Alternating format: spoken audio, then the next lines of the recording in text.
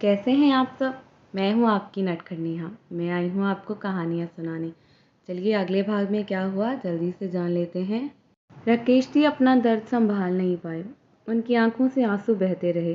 वो करण के गले लग जाते हैं। ऊपर सोफे पर बैठी दादी ये सब देख रही थी, वो भी बिल्कुल चुपचाप, क्योंकि कुछ देर पहले जो उन्होंने देखा वो डरावना था। विवेक की आंखों में आंसू, उसकी सूजी हुई आंखें, ऊपर से रूही को तड़प कर देखना, जैसे उसकी पूरी दुनिया उससे लुट चुकी हो, उसका दिल हजार टुकड़ों में टूट चुका हो। उन्होंने बस दुआ की कि उनका ये अंदाज़ा गलत साबित हो, ये कभी ना हो। ऊपर विवेक के रूम में बड़ी मुश्किल से विराट और वैभव ने उसके कपड़े चेंज किए। खून से भरे हुए थे उसके कपड़े। विराट उसकी ड्रेसिंग करते हुए वैभव की तरफ देख रहा था, जो काफ़ी शांत नज़र आ रहा था। विवेक नशे की हालत में बस रूही का नाम ले रहा था। ये देखकर मीरा जी सवालिया नज़रों से सबको देख रही थी। सब लोग बहुत ही नॉर्मल लग रहे थे, लेकिन उन्हें ये चीज़ खटक रही थी। विवेक इस तरह क्यों रूही का नाम ले रहा है? रूही उसकी दोस्त है माना, पर वो इस हालत में, बेहोशी की हालत में रूही को क्यों याद कर रहा है? और वो उसके लिए रो क्यों रहा है? वो उसके पास बैठ गई, उसके सिर को सहलाते हुए कहती हैं, तुम क्या छुपा रहे हो बेटा अपनी माँ से? इतना कहकर उनकी आंखों में आंसू बहने लगे। कल्पना जी मीरा जी के कंधे पर हाथ रख कहती हैं, सुन पाओगी? क्या छुपा है तुम्हारे बेटे के दिल में? ऐसा कुछ है जो तुम सुन लोगी तो शायद दर्द से भर जाओगी। विराट जल्दी से विवेक को इंजेक्शन देता है ताकि वो थोड़ा आराम कर पाए, क्योंकि वो बस रोए जा रहा था। वो बस रूही को याद कर रहा था। उसे इस तरह तड़पता देखकर काव्या भी रोने लगी। मीरा जी को तो कुछ समझ ही नहीं आ रहा था, उनके बेटे की ये हालत। ऊपर से बार बार वो बेहोशी में भी बस रूही रूही कह रहा था। मीरा जी एक नज़र सबको देखती हैं, जो हर कोई बस आराम से विवेक को देख रहा था। सब नॉर्मल लग रहे थे। फिर कल्पना जी कहती हैं, ऐसा कुछ है जो तुम्हें पता होना चाहिए। काव्या रोते हुए कहती है, वो वो भाई उनसे प्यार करते हैं। ऐसा बहुत कुछ है जो आप नहीं जानती।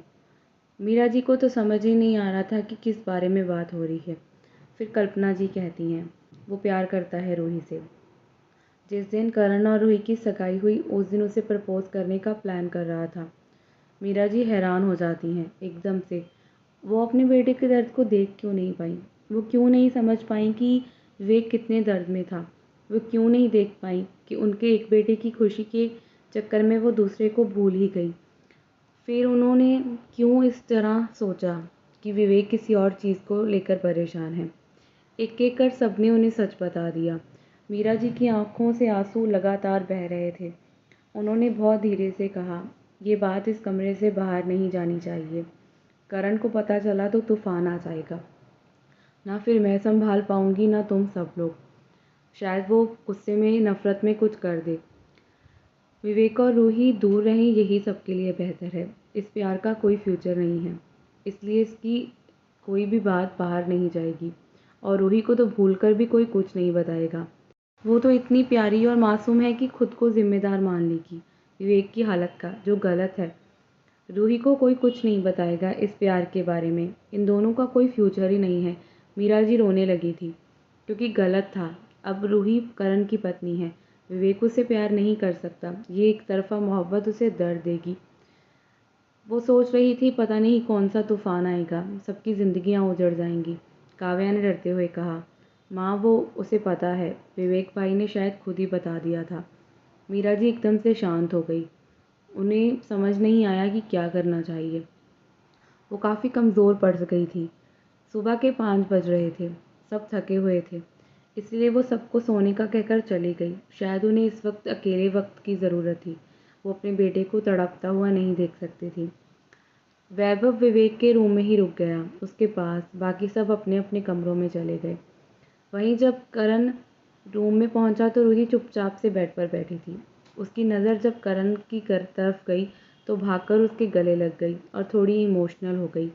रूही को यूं डरा हुआ देखकर करण को समझ आया कि वो परेशान है, इसलिए उसे अपने गले लगा लेता है और उसे शांत करते हुए कहता है, वो ठीक है, मैं सुबह उससे खुद बात करूँगा। मैं पूछूंगा कि क्या हुआ है। मुझे नहीं पता उसके दिल में क्या है, पर मैं सब ठीक कर दूंगा। काफ़ी देर बाद रूही शांत हुई। दोनों बेड पर आकर लेट गए। करण ने रूही को अपनी बाहों में भरते हुए कहा, थोड़ा सो लो। थकी हुई हो। वक्त बीत रहा था। रूही की आंख लग गई थी। करण की आंखों में नींद नहीं थी। बार बार वही सीन उसके सामने दौड़ रहा था। विवेक का जख्मी होना, शराब के नशे में तड़प कर रूही को देखना। उसे समझ तो नहीं आ रहा था, पर वो समझने की कोशिश कर रहा था। तो वहीं वो पलटकर अपनी बाहों में सोई हुई लड़की को देखता है, जो उसके सीने में खुद को छुपाई आराम से सो रही थी, जो सिर्फ उसकी थी। उसने खुद से वादा किया कि वो विवेक का दिल टूटने नहीं देगा, वो सब ठीक कर देगा। अब ये तो आने वाला वक्त बताने वाला था कि क्या होगा। वो सोच रहा था कि शायद किसी लड़की ने उसके भाई का दिल तोड़ दिया है। अब उसे नहीं पता था, उसकी बाहों में सोई जो लड़की थी वही थी विवेक की मोहब्बत। काव्या चुपचाप से अपने बेड पर बैठी थी। विराट पैकिंग कर रहा था। आज वो अपने घर लौटने वाला है। काव्या उसे रोकना तो चाहती थी, पर काफ़ी दिनों से वो अपने हॉस्पिटल भी नहीं जा पा रहा। इस शादी के चक्कर में वो यहीं था। रूही की जब आँख खुली सुबह तो 11 बज चुके थे। वो जल्दी से उठी और तैयार होकर नीचे आ गई। करण वैसे ही रूम में नहीं था। ये देखकर वो जल्दी से तैयार होकर आती है। आधे बाल भीगे हुए थे, बड़ी प्यारी लग रही थी। बाल सुखाए ही नहीं शायद। रेड कलर का अनारकली पहना हुआ था, मांग में भरा सिंदूर, गले में मंगलसूत्र, माथे पर छोटी सी बिंदी उसको और भी ज़्यादा खूबसूरत और हसीन बना रही थी। बिना मेकअप भी वो इतनी खूबसूरत लग रही थी कि हर कोई उसका दीवाना बन सकता था। भागते हुए नीचे आ रही थी। करण कहीं भी नहीं दिखा। तभी उसे काव्या दिखती है, जो चाय का कप लेकर बैठी थी चुपचाप से। विराट जा चुका था। रूही दादी के पैर छूते हुए उन्हें प्रणाम करती है और फिर जाकर अपनी सास मीरा जी के पैर छूने लगती हैं, पर मीरा जी उसे रोक देती हैं। रूही को थोड़ा अटपटा तो लगा, लेकिन मीरा जी ने उसे गले लगा लिया। उनकी आंखों में नमी सी तैर गई। ये लड़की, ये कितनी अच्छी थी। अगर कोई और होता तो इस बात का शायद बतंगड़ बनाता, तमाशा खड़ा कर देता, पर इसने विवेक की मोहब्बत की कदर रखी, उसकी इज्जत रखी। मीरा जी को ये भी पता था कि अभी तक करण को ये सब पता नहीं है, वरना शायद दोनों भाइयों के बीच एक ऐसी लड़ाई छिड़ जाती जिसका कोई तोड़ नहीं था। करण जब घर लौट कर आया तो दोपहर हो चुकी थी। सब लोग नाश्ता कर चुके थे। करण के दोस्त भी जा चुके थे। रूही से मिलकर नहीं गए, क्योंकि रात इतना तमाशा हुआ था। इसलिए उन्होंने सोचा कि वो रूही से शिमला में मिल लेंगे। वैसे भी करण जल्दी ही अपनी ड्यूटी ज्वाइन करेगा। करण उन्हें ही छोड़कर आया था। उनकी ट्रेन का टाइम हो गया था। विवेक अपने कमरे से बाहर ही नहीं आया सुबह से। उसने एक भी बार बाहर आने की कोशिश नहीं की। मीरा जी 2 बार गईं और मिल आईं, लेकिन किसी से बात नहीं कर रहा था। उसका ऐसा बिहेवियर सबको बहुत दर्द दे रहा था, पर कोई कुछ कर नहीं पा रहा था। वहीं कल्पना जी, शुभी और वैभव आज दिल्ली के लिए निकल रहे थे। वैभव का मन था कि वो यहाँ विवेक के पास रुके, पर वो मजबूर है। उसके पिता नहीं हैं, उसकी माँ और वही रेस्टोरेंट संभालते हैं, और उसी रेस्टोरेंट से उनकी ज़िंदगी सही से चल रही है। और शुभी के एग्ज़ाम भी हैं। वो वहाँ पर अपने परिवार को भी संभालता है। काव्या भी बस आज का दिन रुकेगी, कल वो अपने ससुराल चली जाएगी। दादी चुपचाप से बैठी कुछ सोच रही थी। करण ये देखकर उनके पास आता है और कहता है, आप क्या सोच रही हैं? दादी बस हल्का मुस्कुरा देती हैं। दोनों की बची हुई रस्में आज हो गई थी। सब लोग अपने अपने कामों में लग गए। शाम को रूही अपने घर पग फेरे के लिए निकल गई।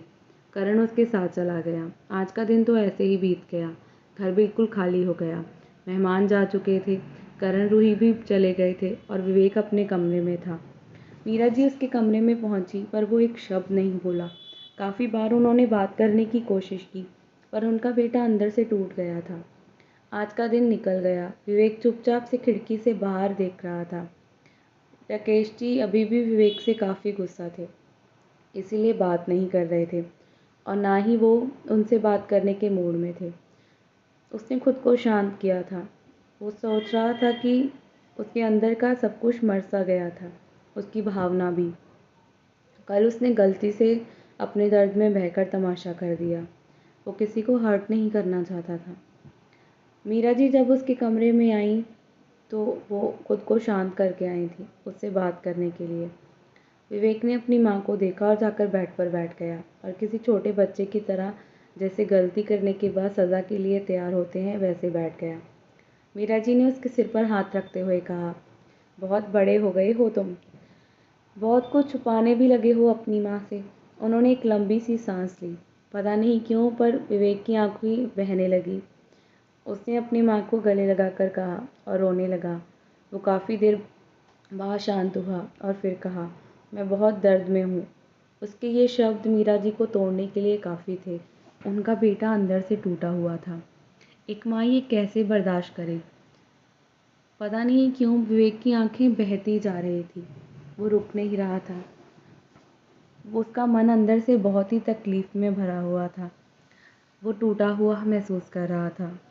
मीरा जी ने एक लंबी सी सांस लेकर कहा, तुमने मुझे क्यों नहीं बताया? मुझे नहीं पता तुम्हारे मन में ये कब हुआ, कैसे हुआ और क्यों, पर मुझे बता देते। विवेक चुप रहा। कहने के लिए शब्द ही नहीं थे शायद उसके पास। मीरा जी ने फिर से कहा, वक्त बीत गया है बेटा। वो दोनों खुश हैं और उनकी ज़िंदगी में आगे बढ़ चुके हैं। उन्हें बढ़ जाने दो।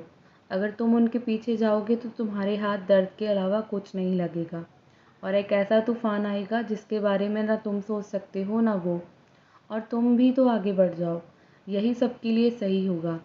मैं ये नहीं कहूँगी कि आज ही उसे भूल जाओ, पर खुद को वक्त दो। वो करण के साथ खुश है और उसके साथ आगे बढ़ चुकी है। तुम्हारा प्यार सिर्फ एक तरफा है। तुम्हें दर्द देता रहेगा और तुम हर वक्त टूटते रहोगे। ये एक तरफा मोहब्बत दर्द के अलावा कभी कुछ देती है क्या? मीरा जी बहुत इमोशनल थी। अपने बेटे को समझाना चाहती थी। तुम्हें यूँ टूटा हुआ देखकर घर का हर इंसान दर्द में है। कोई भी खुश नहीं है। और तुम्हें क्या लगता है रूही खुश रह पाएगी? नहीं। वो खुद को गुनाहगार मान लेगी। वो खुद को इस चीज़ का इल्ज़ाम खुद पर दे देगी। उसे लगेगा कि तुम्हारे हिस्से में दर्द उसकी वजह से आया। विवेक काफ़ी देर से खामोश था। अपनी माँ की बातें सुन रहा था। उनकी गोद में सिर रख लेता है और आंखें बंद कर लेता है। चेहरे पर दर्द भरी मुस्कान तैर गई और कहा, ठीक है, आप जो कह रही हैं वो बिल्कुल ठीक है। रूही आगे बढ़ चुकी है। उसके पीछे जाकर मैं खुद को या उसको परेशान नहीं करूँगा। मीरा जी ने राकेश जी को सच नहीं बताया। वो अपने पति को तंग नहीं करना चाहती थी। ये सच बहुत कड़वा था और अगर उन्हें पता चला तो उन्हें उनसे भी ज़्यादा तकलीफ़ होगी। वो कैसे बर्दाश्त करेंगी कि उनके बेटे का दिल इस वजह से टूटा कि उन्होंने एक बर्थडे को खुशी दे दी थी। वो ये सब नहीं कर पा रही थी। करण और रूही पगफेरे के बाद घर लौट आए। वक्त पंख लगाकर उड़ गया और शिमला जाने के लिए निकल गए। वैसे तो शिमला वो बाद में जाने वाले थे, पर मीरा जी ने उन्हें पहले ही भेज दिया और ये सब कुछ उन्होंने सिर्फ इसलिए किया ताकि विवेक और रूही दूर रहें। रूही से दूर रहकर विवेक उसे भूल ही जाएगा। एक ना एक दिन वो इस चीज़ को एक्सेप्ट कर लेगा। करण को इस बात से कोई शिकायत नहीं थी, बल्कि वो काफ़ी खुश था। अब वो रूही के साथ ज़्यादा वक्त बिता सकता था। इन 3 दिनों में शिमला के लिए वो निकल गए। बस 3 दिन ही वो वहाँ पर रुके और इस बीच एक भी बार रूही और विवेक का सामना नहीं हुआ। रूही का सामान तो पहले से ही पैक था। उसकी ज़्यादातर ज़रूरतों का सामान पैकिंग में ही था, अभी खोला ही नहीं था। बाकी जो बचा था मीरा जी ने पैक कर दिया था। जिस दिन करण और रूही निकले उस दिन विवेक घर पर ही था। वो अपने भाई से तो मिला पर रूही की तरफ नहीं देखा। छुपी हुई आंखों से शायद देख रहा था। बस उसके साथ नज़रें नहीं मिला पा रहा था, क्योंकि उसकी नज़रें अगर उससे मिली तो दर्द फिर से उभर आएगा। वो नहीं चाहता रूही यहाँ से रोते हुए जाए, तकलीफ़ में जाए और वो हमेशा उसके लिए खुद को तकलीफ़ देती रहे। विवेक की बेरुखी कहीं ना कहीं रूही को दर्द देकर गई, पर उसने इस बात को अपने मन पर नहीं लगाया, क्योंकि यही एक तरीका है उन दोनों का दूर रहने का। अगर दोनों करीब आए तो तूफ़ान आएगा। दोनों का कोई फ्यूचर ही नहीं है और इस मोहब्बत का तो बिल्कुल भी नहीं। रूही को दर्द इस बात का था कि इस चक्कर में उसने अपना बेस्ट फ्रेंड खो दिया और विवेक को दर्द था कि उसने अपना सब कुछ खो दिया। उसने रूही को खो दिया, अपने जीने की उम्मीद को खो दिया। मिलते हैं अगले भाग में।